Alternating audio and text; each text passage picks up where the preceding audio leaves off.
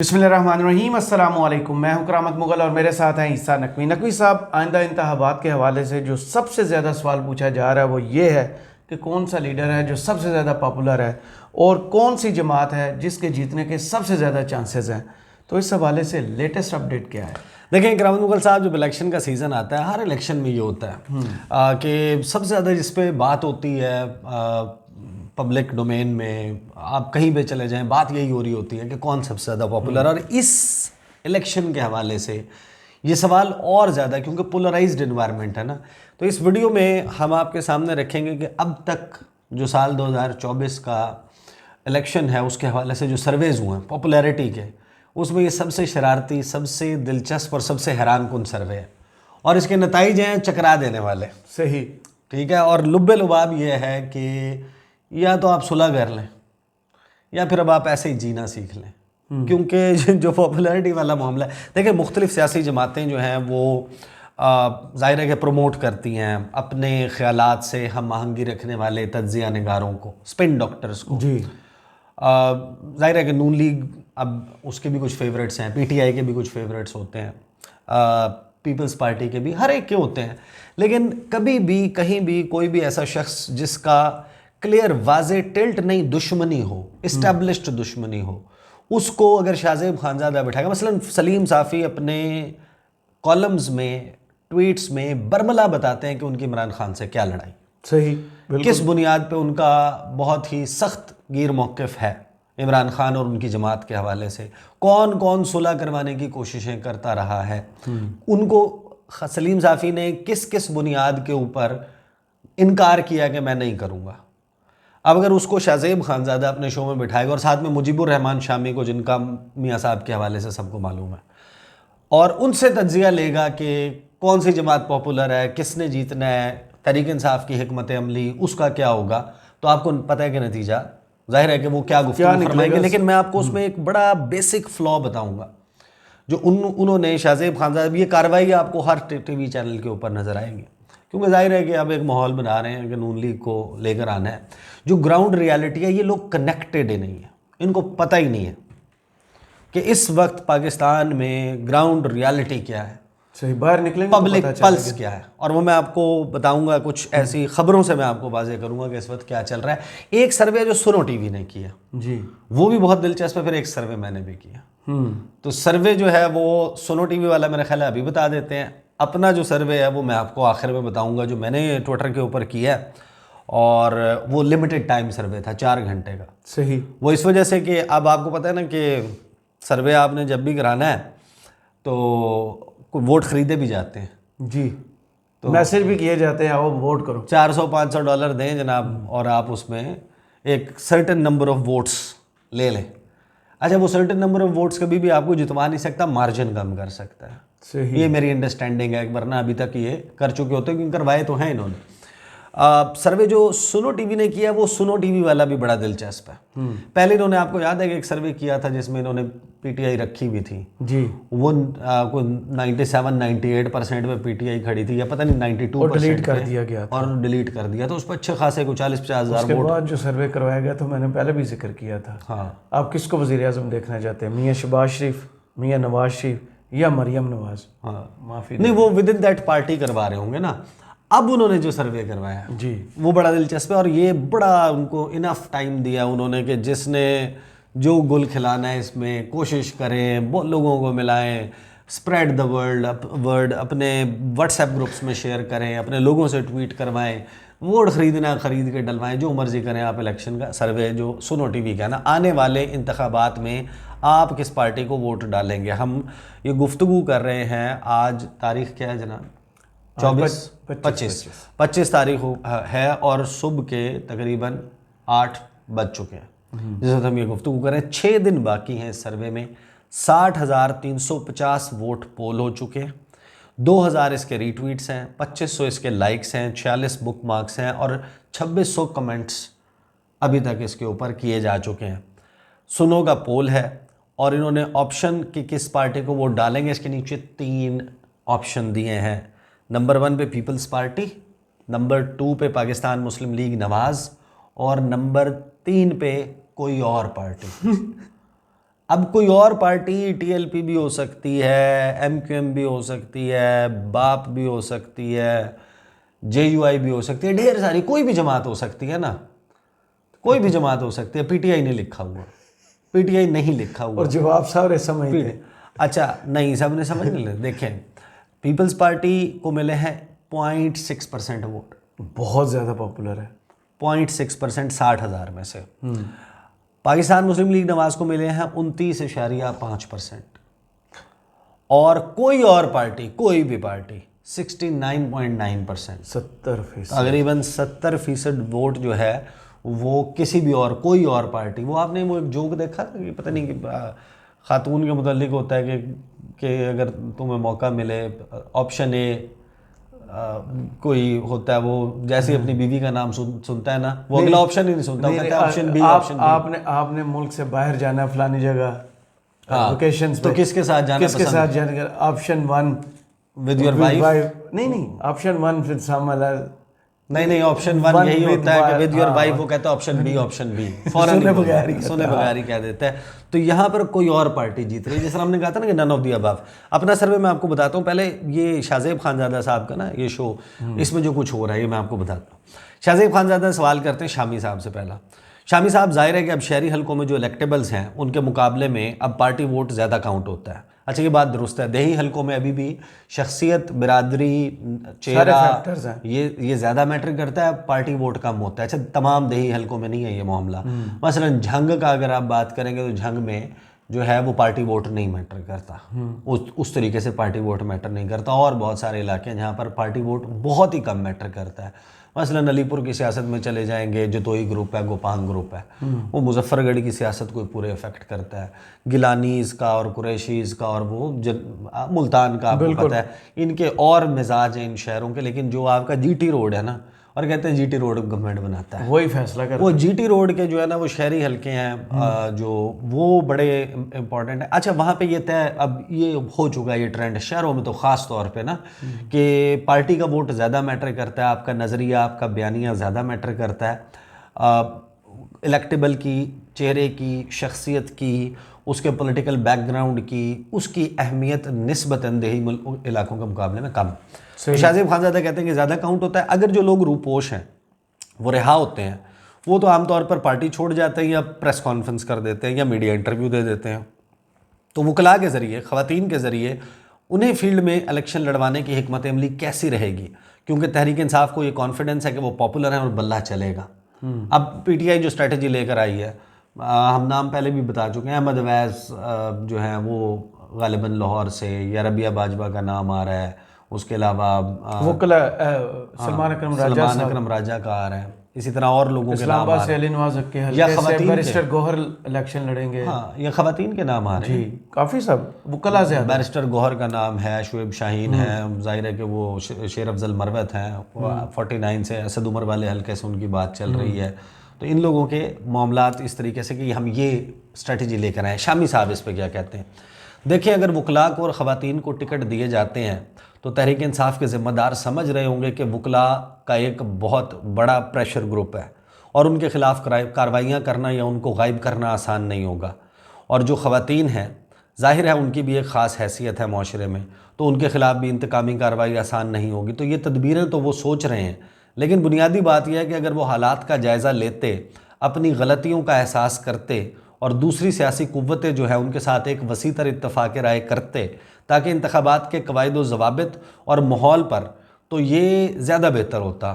तो पीटीआई ने सीधा रास्ता इख्तियार नहीं किया, वो पेचीदा रास्ता इख्तियार कर रही है। और इस वक्त ऐसी कोई सूरत नहीं है कि हम कहें कि उसके खंबे को भी वोट पड़ जाएगा। ठीक है, उनका एक वो वोट बैंक मौजूद है, लेकिन वो फैसला कुन वोट बैंक होगा और वो कोई भी कैंडिडेट हो उसके हक में सारा वोट पड़ जाएगा, ये एक बहुत बड़ा दावा है जिसकी सदाकत तो इंतखाबात के दिन टेस्ट होगी, लेकिन ये दावा बहुत बड़ा है। तो मेरा ख्याल है कि ज़मीनी हक़ाइक़ का इदराक करते हुए और एहसास करते हुए कोई हिकमत अमली बनाई जाए तो वो ज़्यादा बेहतर होगा पीटीआई के लिए भी और उनके ज़िम्मेदारों के लिए भी।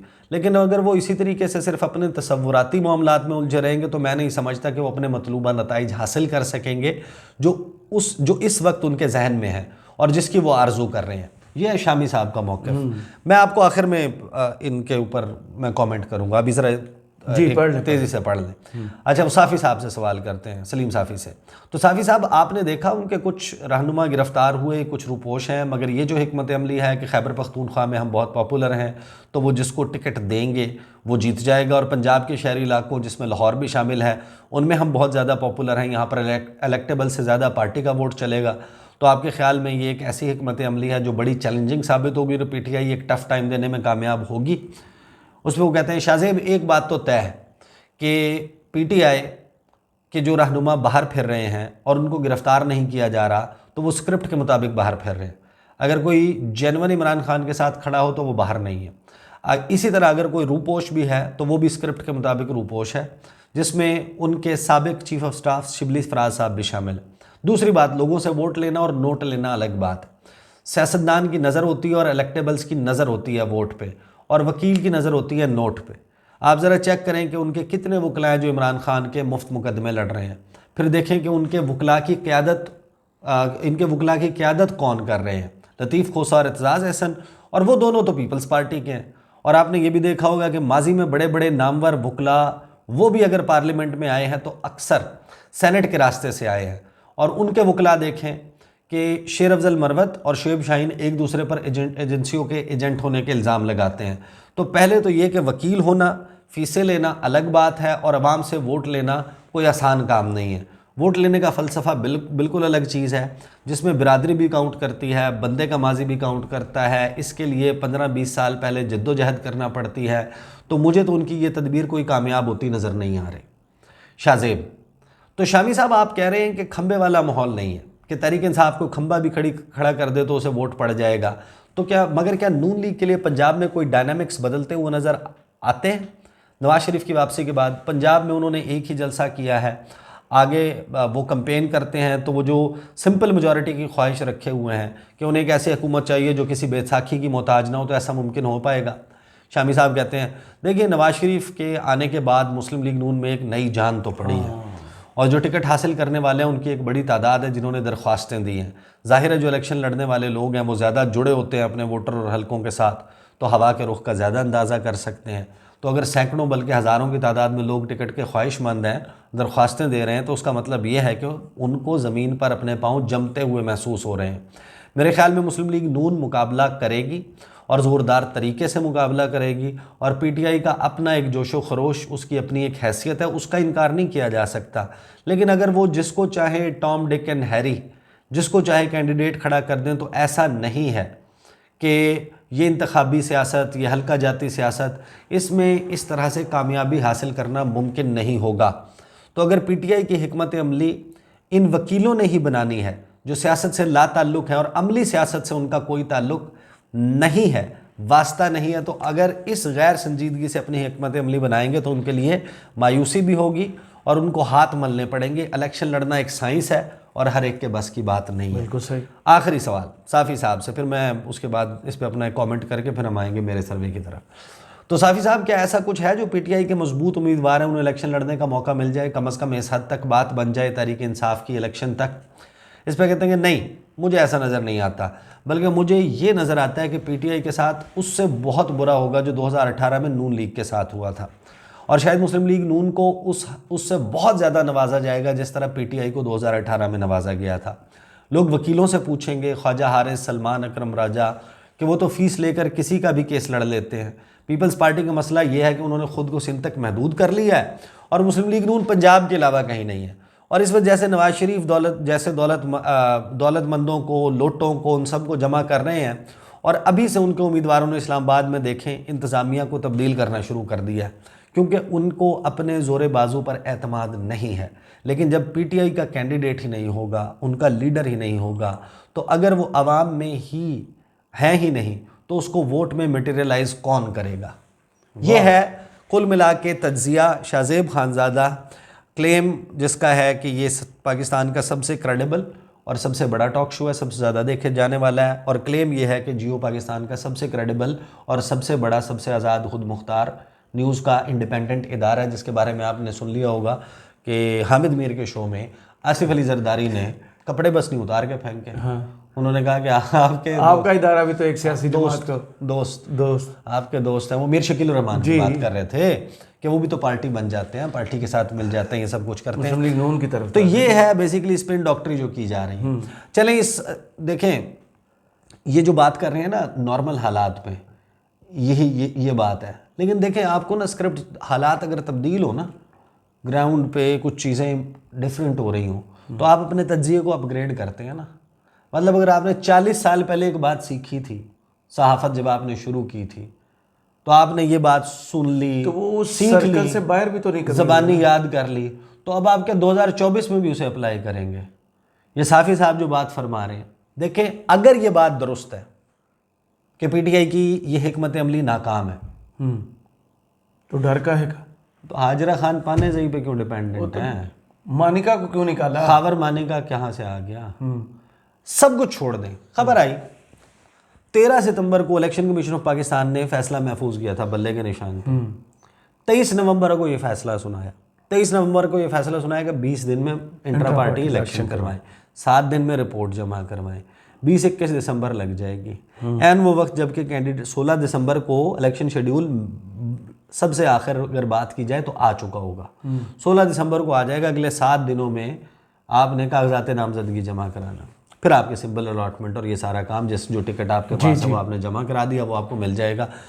तो अब एक तलवार लटक गई कि या तो इमरान खान को हटा के इलेक्शन करा लो पार्टी में, माइनस हो जाए इमरान खान, या फिर इमरान खान को इलेक्ट करके यहाँ भेजो ताकि इमरान खान को पार्टी सदारत से उस चेयरमैनी से हटाया जाए, सज़ा के मामले को बुनियाद बनाते हुए 2018 के उसमें डीलिस्ट किया जाए और उनके जारी किए हुए टिकट्स को नल एंड वॉइड करार देके किसी को बल्ले की जगह नलका दे दें, किसी को जग, गिलास, बत्तख, अंडे, तोता, मैना, चिड़िया, नाश्ते का टाइम हो रहा है, इस किस्म का जनाब वो उनको ब्रेड बटर, हाँ वही ना, नाश्ते का टाइम हो रहा है, यही आपके ज़हन में आएगा है। तो इस किस्म के जनाब अंडा पराठा भी हो सकता है, इस किस्म के आप दे दो उनको सिंबल्स। सही भाई अगर इस इलेक्टेबल्स तो आउट है ना, उनके चेहरे तो उनके आउट है, अगर इंट्रा पार्टी या जेल इलेक्शन में होते हैं और उसी दिन छापा पड़ता है, जो मेन लीडरशिप है उसको उठा लिया जाता है, फिर वो ऑनलाइन कर लेना या जेल में है या मफरूर है, सुन लें,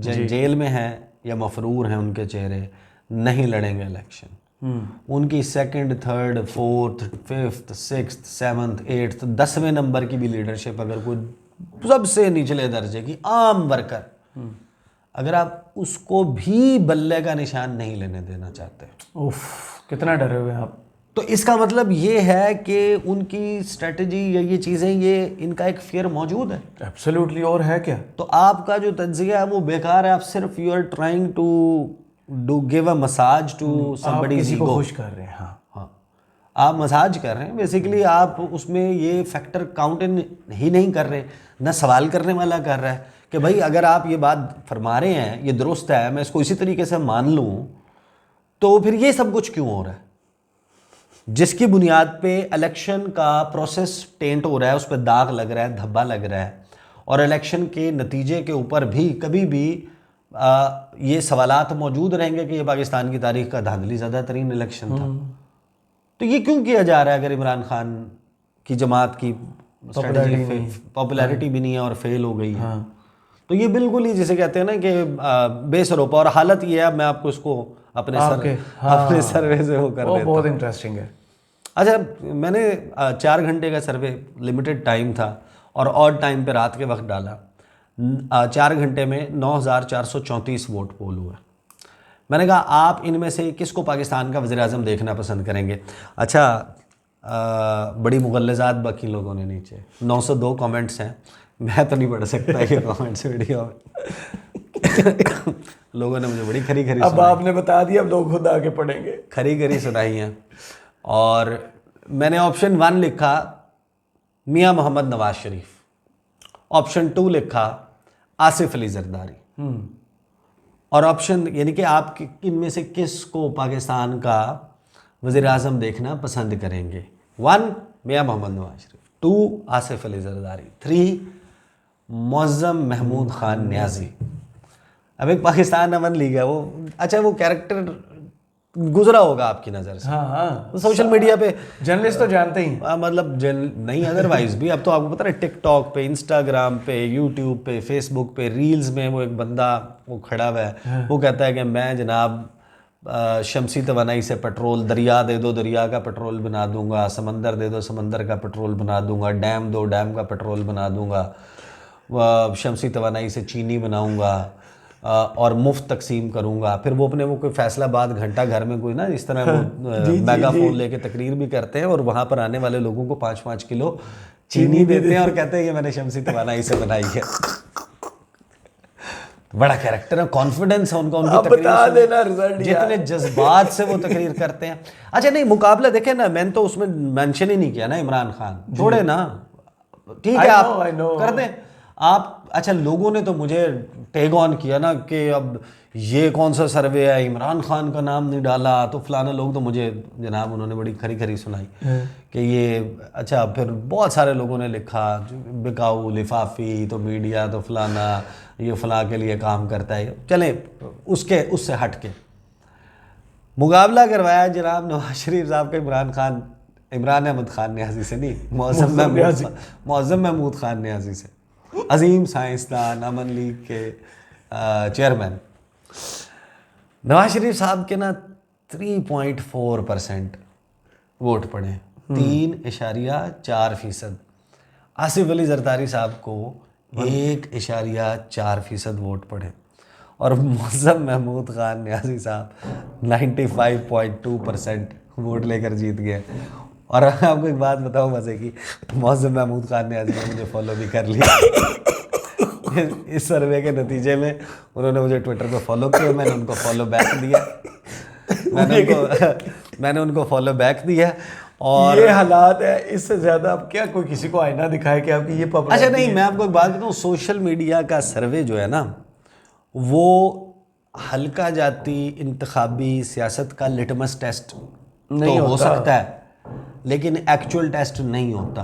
ऑन ग्राउंड जाके आप एक बड़े सैंपल के ऊपर सर्वे करें। या असल चीज़ तो ये है ना कि जिस दिन इलेक्शन हुआ वो होता है असल सर्वे मकबूलियत का, वो होता है आवाम आके अपना फैसला बैलेट बॉक्स पे। लेकिन ये जब रस्म चली भी है, ये किया है, तो आप मुख्तलिफ टेस्ट करके ऊपर नीचे नाम वो करके ट्रिक क्वेश्चन करके भी सर्वे करते हैं ना, तो लोग इतने वो हो गए हैं या बैठे होते हैं इस इंतज़ार में, वो आते हैं या बैठे ही इसी वजह से कि कहाँ कौन सा सर्वे आएगा या किसी की ट्वीट आएगी उसके नीचे कमेंट करना है, कुछ करना है या इस तरीके से वो करना है। तो ये सूरत हाल है और ये सवाल रहेगा। सवाल का जवाब सबको मालूम है, everybody nose about it. Even Imran Khan के जो बदतरीन मुखालिफिन हैं या सियासी जमातों में भी जो सीनियर एलिमेंट्स बैठे हुए हैं, उनसे भी जब आप पब्लिकली सवाल करते हैं, एक तो ये होता है ना कि प्राइवेटली तो 100% लोग ये कहते हैं ना इमरान खान सबसे पॉपुलर है, 100% लोग। लेकिन प्राइवेटली जो है वो 100% ये लोग कहते हैं। पब्लिकली भी इनमें से मेजॉरिटी ये बात तस्लीम करती है कि Imran Khan is the most popular leader right now. But वो कहते ही हैं कि असल मामला ये है कि वो अपना वोटर निकाल पाएगा या नहीं। तो ये वक्त बताएगा। ये है लेटेस्ट जनाब मकबूलियत के महाज से। चलें, बहुत शुक्रिया ईसा नकवी आपके तजिए का। कमेंट्स बॉक्स में ज़रूर बताइए ये वीडियो आपको कैसी लगी। इजाज़त दीजिए, अल्लाह हाफ़िज़।